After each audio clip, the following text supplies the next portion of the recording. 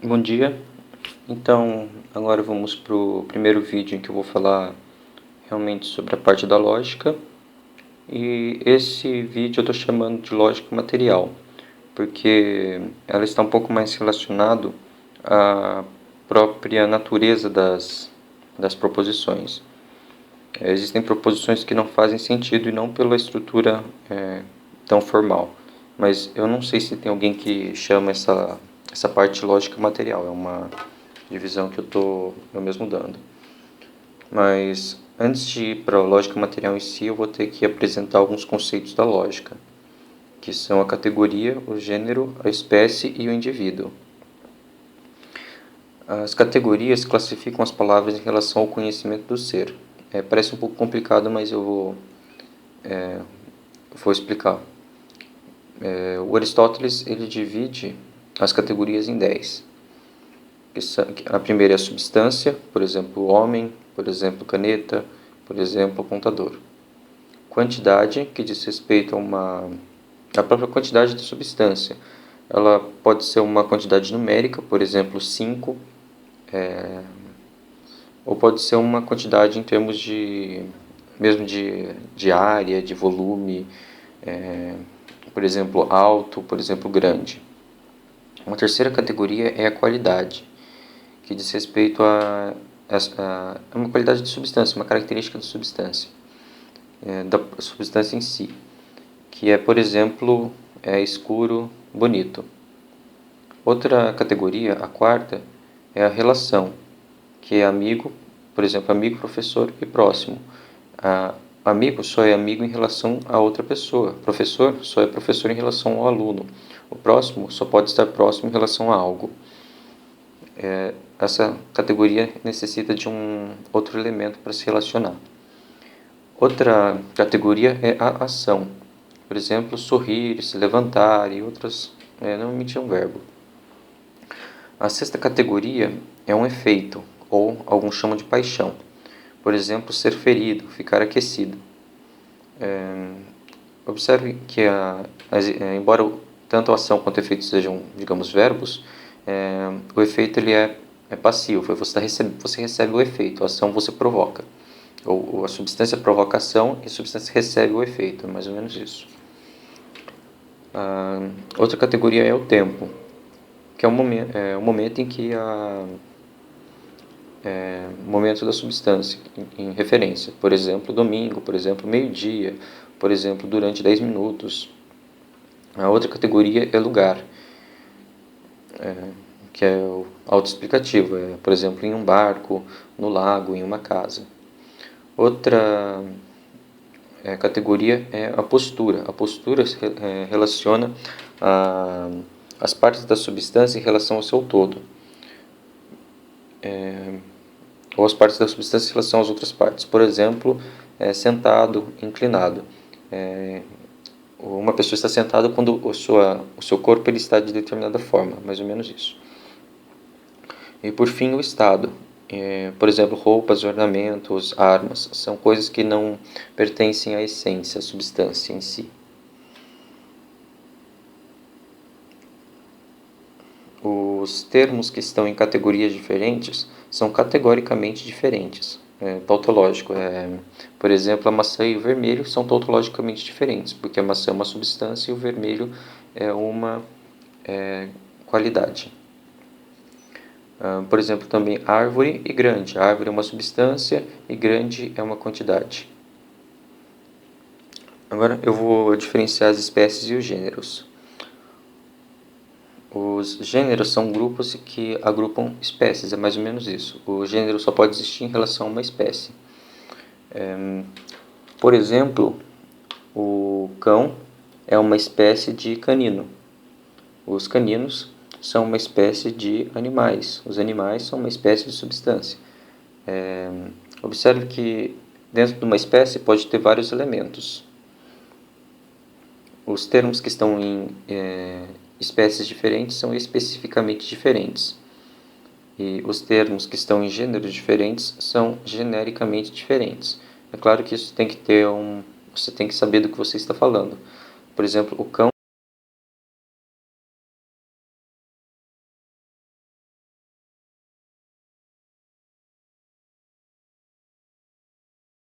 Agora eu falei da categoria, da espécie e do gênero. Agora eu vou falar do indivíduo.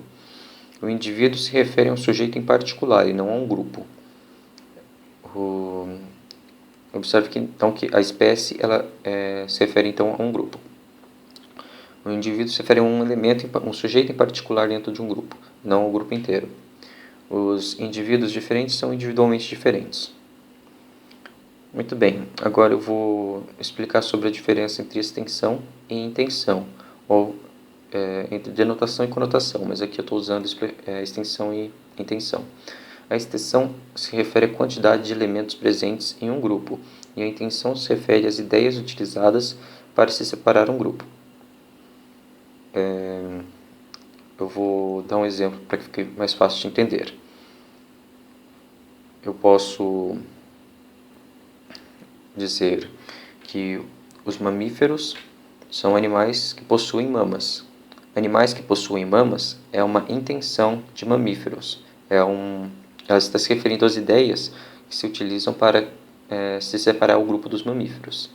Eu posso também dizer que os mamíferos são morcegos, baleias, homens, macacos, cachorros, gatos, etc.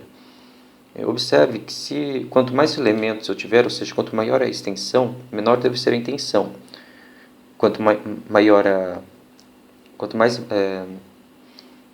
Se eu tiver mais elementos, eu vou precisar pegar uma categoria cada vez mais abstrata, mais distante de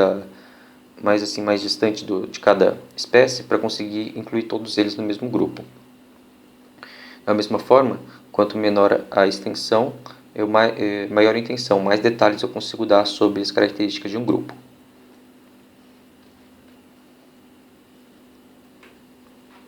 Aqui eu também dei alguns exemplos. Observe que todos os animais está no sentido de intenção. Ele pode se referir a pássaros, baleias, morcegos, felinos, etc. Se eu aumentar a intenção para todos os animais voadores, daí vai ser pássaros, morcegos.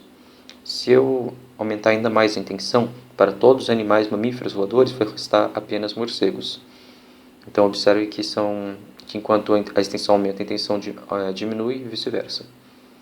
Agora eu vou explicar sobre termos repugnantes. O que são termos repugnantes? Os termos repugnantes eles não podem coexistir em uma mesma substância ao mesmo tempo e no mesmo lugar. Eles se referem à natureza inerente dos termos.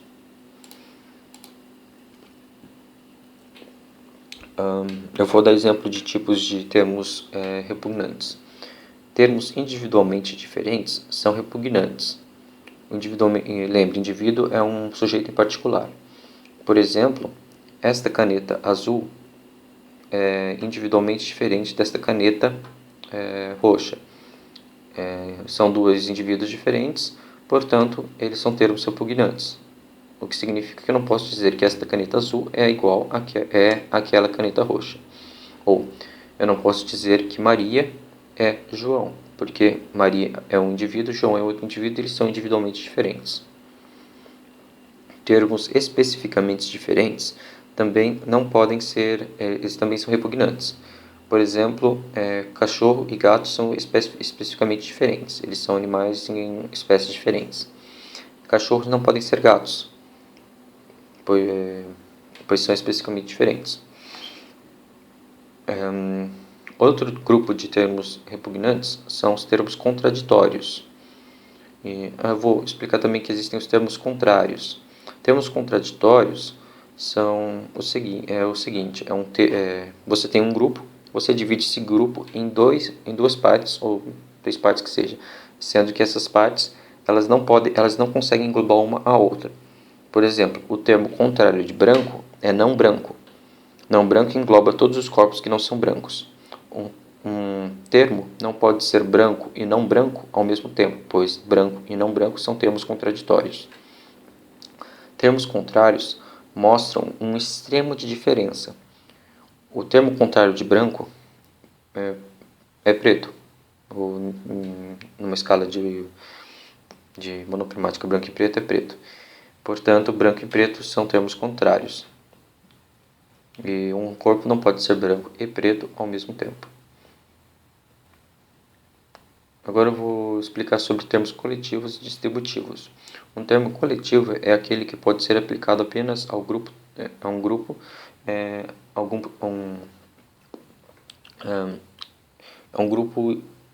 um termo que você só pode dizer do grupo em si, mas não dos membros desse grupo. Por exemplo, exército, time, rebanho, família, júri. Um termo distributivo é aquele em que uma característica do grupo se aplica a cada um de seus membros. Por exemplo, os seres humanos, as maçãs. Vou dar um exemplo melhor para explicar esses termos. As maçãs são frutas. Nesse caso, as maçãs se referem a cada elemento desse grupo. Cada maçã é uma fruta. Se eu pegar, por exemplo, o júri, se eu digo o júri condenou, por exemplo, João, isso significa que o grupo inteiro condenou João. Não significa que Maria, que estava dentro do júri, necessariamente condenou João. Agora, para terminar, eu vou trazer algumas frases que não possuem sentido para exemplificar, para retomar o que a gente aprendeu. A primeira frase, João é Joaquim. Isso é sem sentido porque João e Joaquim são individualmente diferentes. Termos individualmente diferentes não podem ser, não podem estar no mesmo termo, se referir um ao outro dessa forma. Outra frase sem sentido é gatos são cachorros, já que são especificamente diferentes. Outra frase sem sentido é o cachorro é um não cachorro. Eles são termos contraditórios. Outra frase sem sentido é o bem é um mal, pois são gêneros contrários. Outra frase sem sentido é o preto é branco, porque traz termos contraditórios. Mais frases sem sentido. Exatamente aquela que eu dei. Maria pertence ao júri, o júri votou pela absolvição do réu, portanto, Maria votou pela absolvição do réu.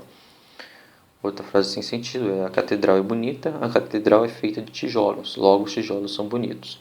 Observe aqui que catedral é um termo coletivo de tijolos. Outra frase sem sentido é Bob pertence a uma família sensata. Bob, portanto, é sensato. Família aqui também é um termo coletivo. Agora, alguns alertas. Termos categoricamente diferentes não são necessariamente contraditórios. Eu vou apresentar o termo cor vermelha e limão. Eles podem ou não podem ser contraditórios, repugnantes. Se eu digo que a cor vermelha não pode ser um limão, a cor vermelha é um limão. Isso não tem sentido, mas não por uma impossibilidade desses dois termos coexistirem. Pois eles podem coexistir se eu disser um limão pode ser vermelho. Você pode, por exemplo, pintar um limão de vermelho. Então, a cor vermelha não pode ser limão, contudo, o limão pode ser vermelho. Termos categoricamente diferentes podem estar se relacionando. Termos genericamente diferentes também podem se relacionar ou podem não se relacionar. Por exemplo, um felino não pode ser um canino, pois eles são termos genericamente diferentes. No entanto, um retângulo pode ser um losango, porque retângulo e losango, embora retângulo e losango estejam em gêneros diferentes dos quadriláteros. Bom, é esse o vídeo. Espero que tenham gostado e esperem pelos próximos. Obrigado.